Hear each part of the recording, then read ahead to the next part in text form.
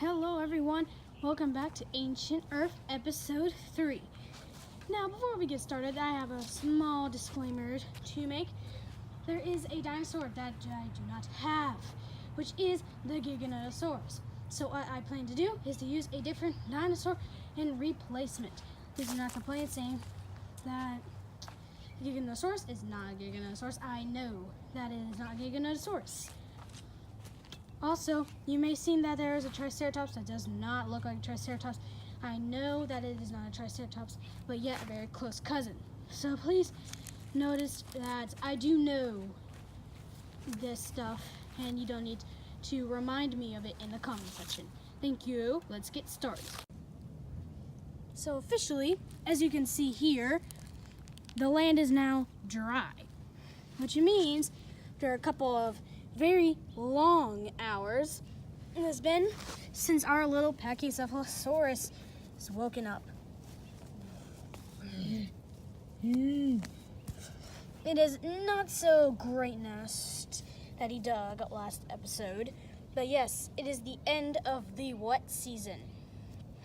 Yes, it has been somewhat wet for the past episode, and obviously it was a whole entire season of nothing but rain and wet. For real. So anyway, this has been a couple of very long hours. Decided to feed on the grass. But this Pachycephalosaurus doesn't know what could possibly be lurking.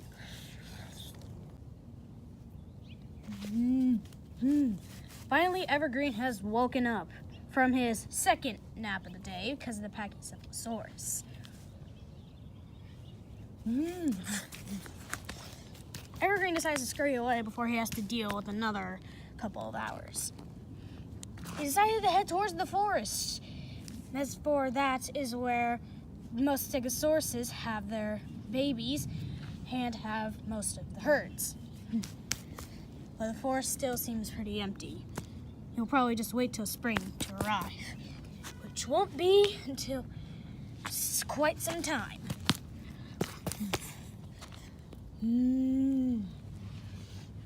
With no plants around, it'll be very hard to survive without a herd.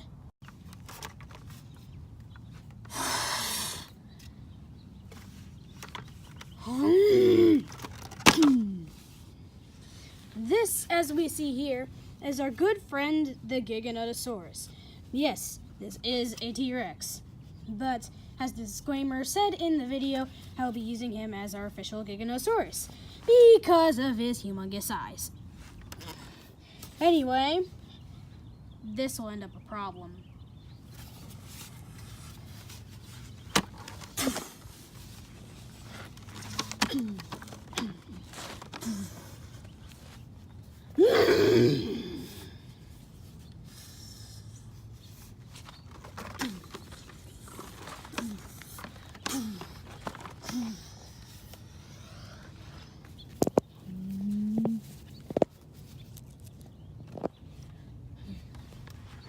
Pachycephalosaurus whips around to see what is there.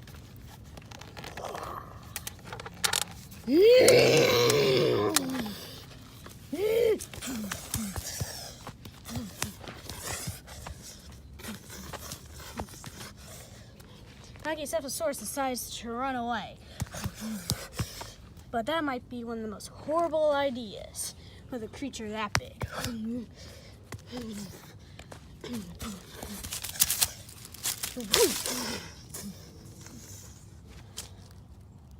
That has ended up in disastrous moments. Sadly, our Giganotosaurus did not get the meal that he decided to get.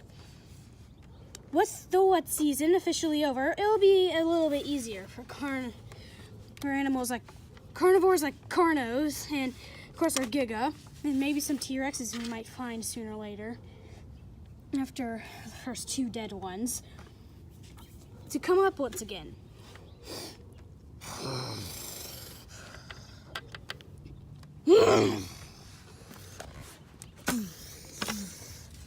We'll see him again a little later. For now, he has to scout off for more prey.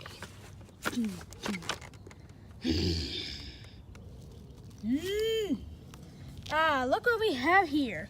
The Ankylosaurus. Weighs 8 tons, just about. And the humongous armor plates and spikes. And a very, very bony club. One of these things will be tough to break down, because you have to knock it over on its exposed underbelly to be able to get a good slice out of it. And as a risk, our little Carnotaurus will make.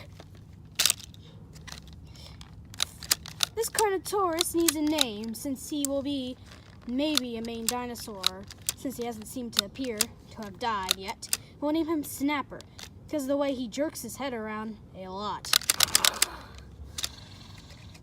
He's willing to take a lot of risks lately. And sadly, our little Indoraptor friend has left, which means he has either gone all the way to the opposite side of the world or back up to Russia.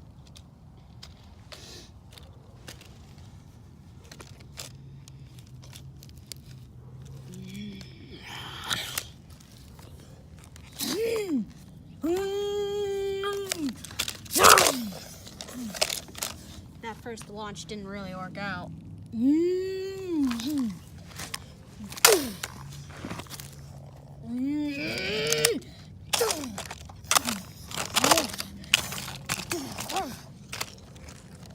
The Carnotaurus makes his weekly attack.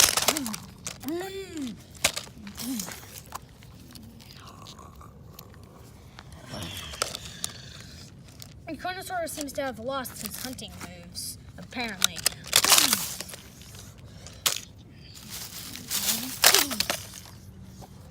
There goes our little Carnotaurus friend.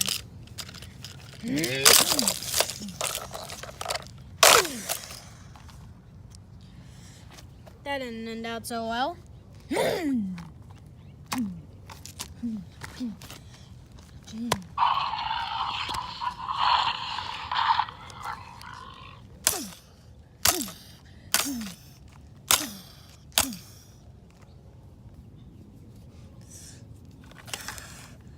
An Ankylosaurus seems to have beaten up his face really bad.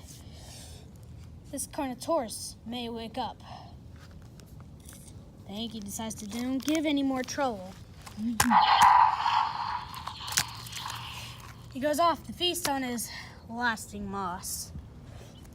Our Carnotaurus friend might be dead, but we are not sure. We'll just have to wait until he wakes up.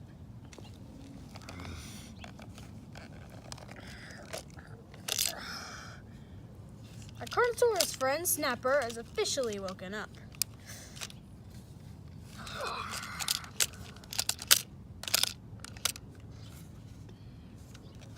His head got really twisted up. I don't think that's something I can fix.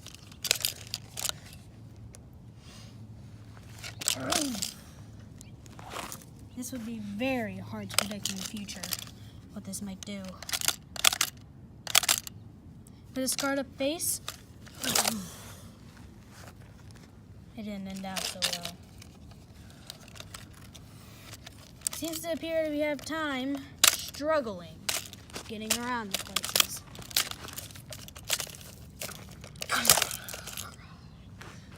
This might have had one fatal mistake for a carnivore. He must be blind. But his head twisted up permanently, almost, and with blindness, this could be a very fatal mistake that he would regret the rest of his life. What do we have here?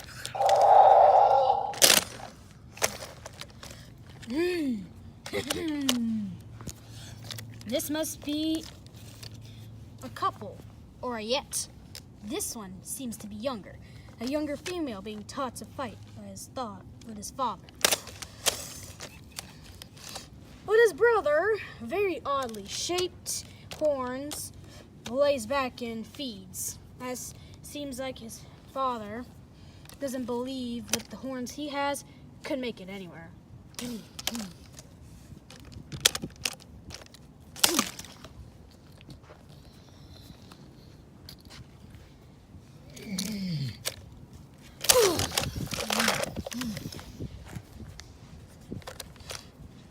They are traveling all the way up to northern Russia, where the velociraptors live.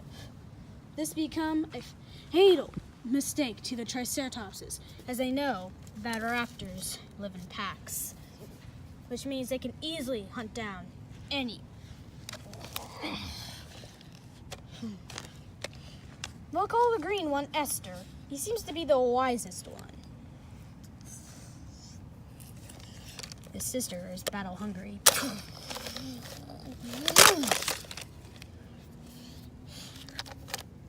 But the father won't last long on this note, as something else has come to stalk him.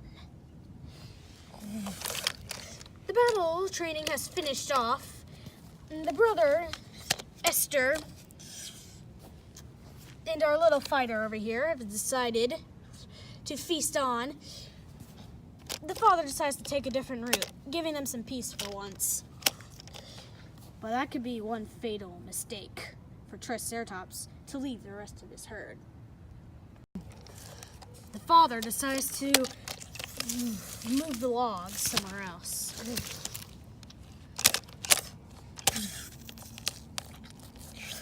Then he gets stuck in the mud. This mud is very dangerous, as it not only is regular mud, it's sinking mud. Kind of like the mud version of quicksand.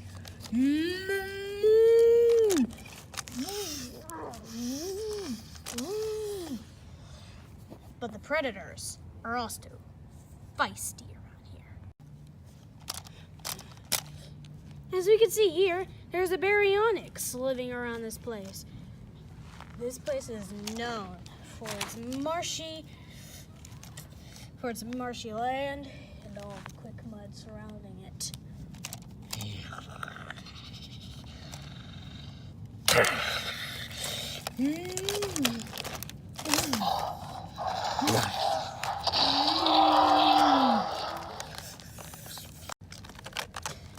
The baryonyx bites the Triceratops hard, but at least he kicked him out of the quick mud.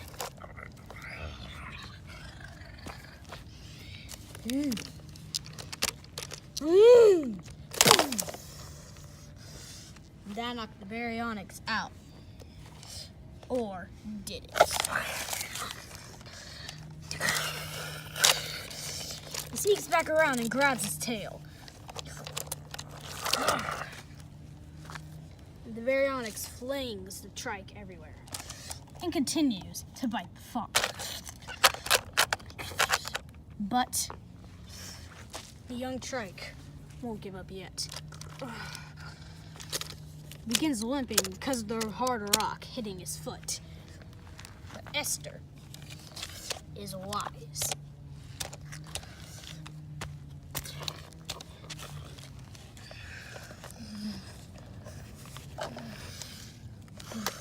Esther grabs a stick and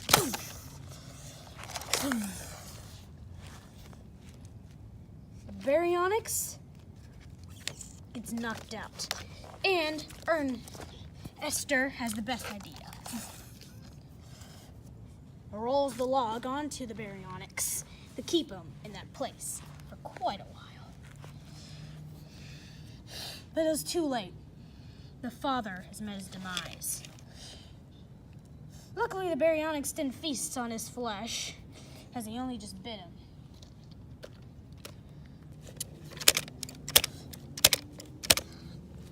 We see the female coming back with the wounded leg.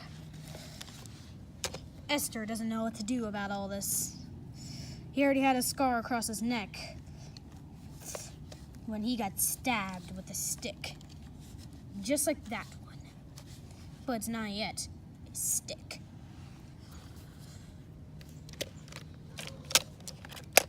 With the father dead, no one's going to be able to teach them how to fight and feast properly. they'll have to make the journey on their own. While the baryonyx, well, we'll see him in a couple of hours.